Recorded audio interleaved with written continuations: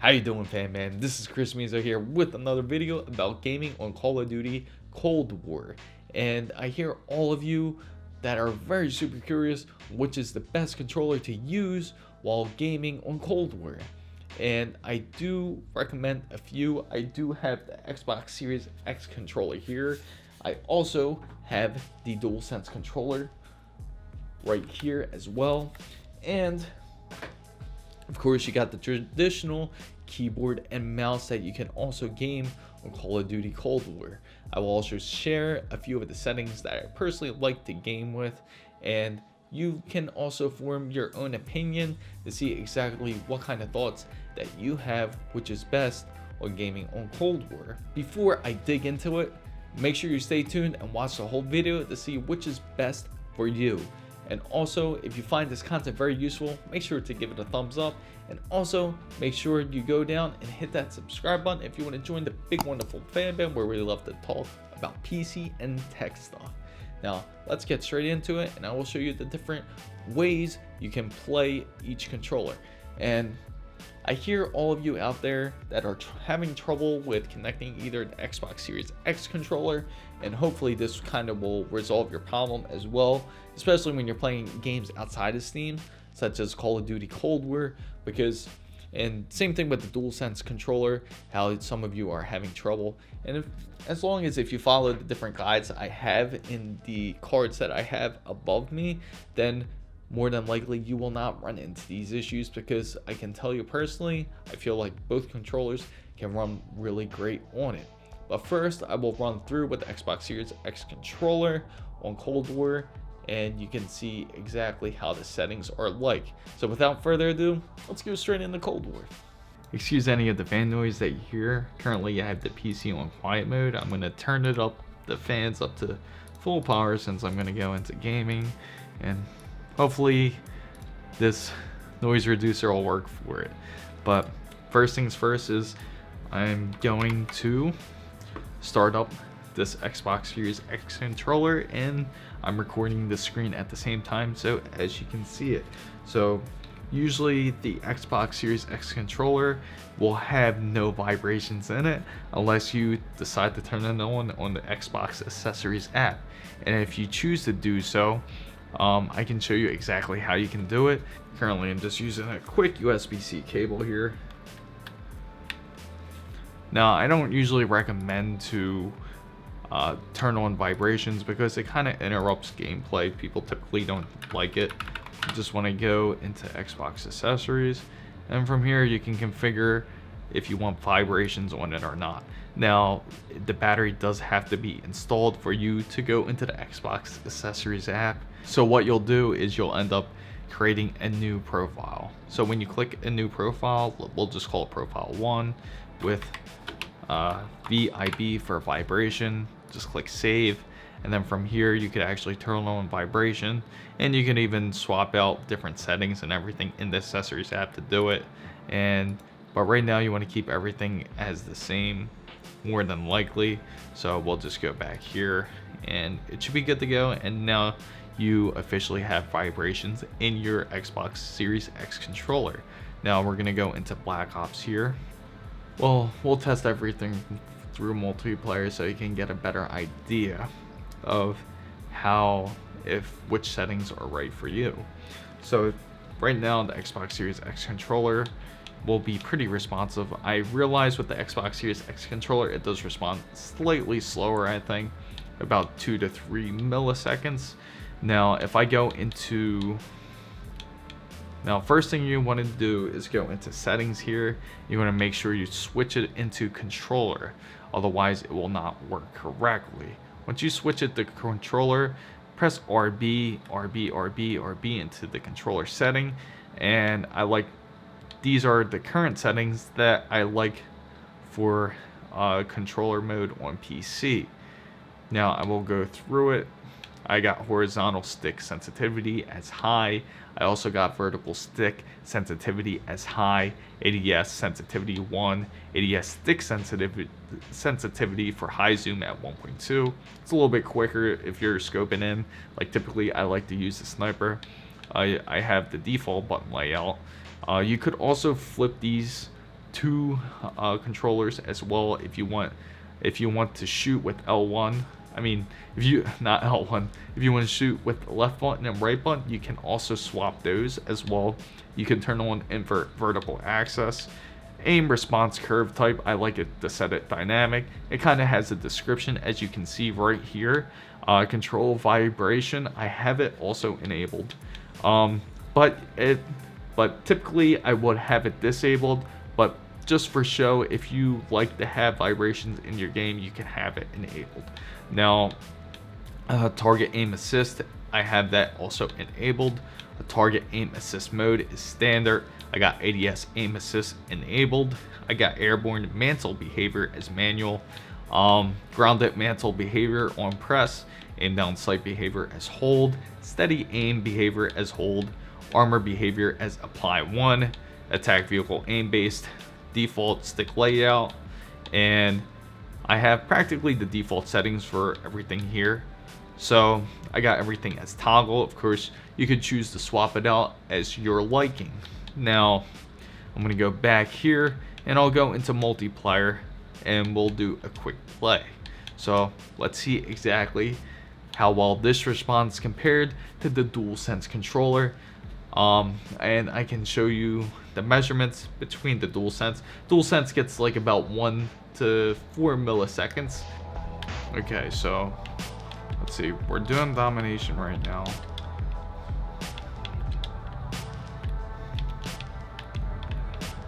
Alright, of course, when you play with a controller, it feels a lot more simplified compared to keyboard and mouse here.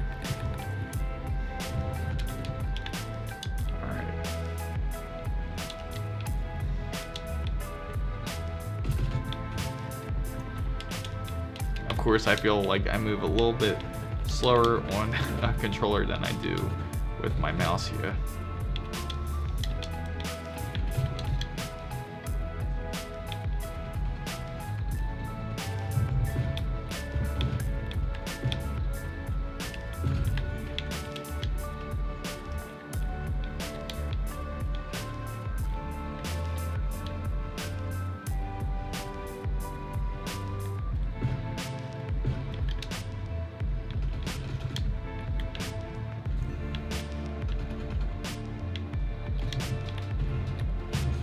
So far, playing on an Xbox Series X controller, it's not too bad. It responds pretty well, but it works pretty decent. It does feel a little tiny bit slower, I can say, than using the keyboard and mouse so far, but it's been pretty decent. Now, let's try out the Dualsense controller. So now I'm going to play with the Dualsense controller. You just turn it on as you have it connected to your PC. Make sure you have DS4 windows open so that way it can respond well to Black Ops Cold War. Otherwise, it will not respond and it will not work correctly. So DS4 windows is super important. And now I'm going to make sure I go into my settings and make sure you have it checked off on dynamic and X360 so that way it can work properly.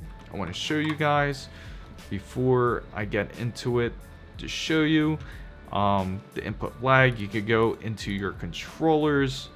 You could go into profiles, double click your desktop here, and then you can go into controller readings, and as you can test it, you can see the different input delays as it typically gets between 1 to 4 milliseconds. So it is pretty responsive to your PC regardless of what you hear of slow responses with Dualsense. And from my experience, I have not run into any of those issues. So let's go into multiplayer here, and we're gonna try make sure that we have our settings on correctly here, and we're gonna turn it onto controller. Then we're gonna do quick play on it. One of my favorite guns to use in this is the Scout Scope. Similar to, like, I guess I call it the Scout Scope because it's similar to CSGO or CS 1.6 because it is a very quick scope. I know some of you guys hate that out there, but it is one of my favorite weapons on Cold War so far. What are some of your favorite weapons? Let me know in the comments down below. It's actually called the Minute of Angel. That's what I like to use in this. You got lit up, didn't he? Alright.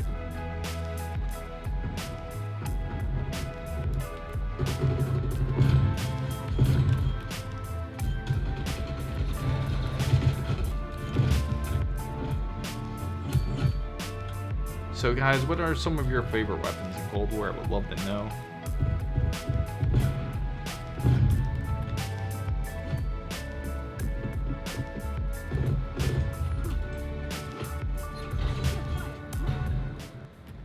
So it's responding very, very well, and it definitely does feel like it responds a little bit quicker than my Xbox Series X controller. I'm really happy with the response on the Dualsense controller. The vibrations also work really well on this, so it's something that you can actually enjoy the experience on. But typically I like to play with the vibrations off because I feel like the vibrations are disruptive, but it's all on personal preference and opinion. So it's something that you can try to enjoy, especially with the experience of this Dualsense controller.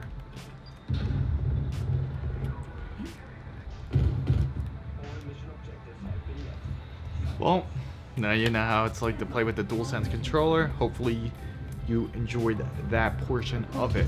Now I'm going to switch to the mouse and keyboard to show you the difference between it. Alright fam bam, so we seen how it's like with the Dualsense controller now, and now we want to test it out with the keyboard and the mouse if gameplay is any better. Personally, as a PC gamer, I've always gamed on a keyboard and a mouse unless it's an action adventure game. Hopefully this will help resolve your issue into deciding what kind of controller that you would like to use, or if you want to just use the traditional keyboard and mouse. And personally, I like to set up my mouse with different kinds of keys. I use the G502 mouse. If you're not familiar with that, I actually will have the mappings. I will show you the mappings in another different video if you're interested in that. And currently I am using Corsair's K100 RGB keyboard, and I gotta tell you, it is very responsive and super sensitive. I really do enjoy this keyboard. Now let's give it a shot and I'll show you exactly how it's like using just the keyboard and mouse. It will also help when you go into the settings here and you want to make sure that it's under keyboard and mouse and not under controller, because unless you have the controller on, then that's when it will say controller. As you see, it's on the correct setting now, and we're gonna start a game and I'll show you exactly how it's like. I have it turned on automatically when I enter a game such as Call of Duty Cold War, and when it enters a game, then the mouse will actually map out everything that I have for this game. But if you're interested in that mouse, make sure you check it down in the description box down below, and I will also have the keyboard in the description box down below as well. But as you see with the Dualsense controller here, we will see if it is just as responsive as that, and the Xbox Series X controller works really well. Only thing with the Xbox Series X controller and the Dualsense controller, the only difference so far is it seems like the Dualsense controller is just a slightly bit more responsive.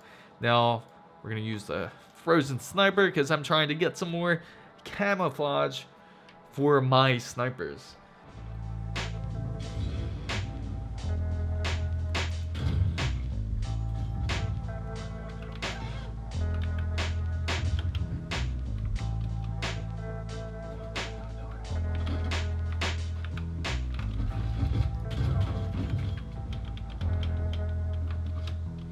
Yeah, you saw how I sniped them up close like that. The nice thing about the keyboard is it's set to auto run, so it makes it a little bit more easier to play like that.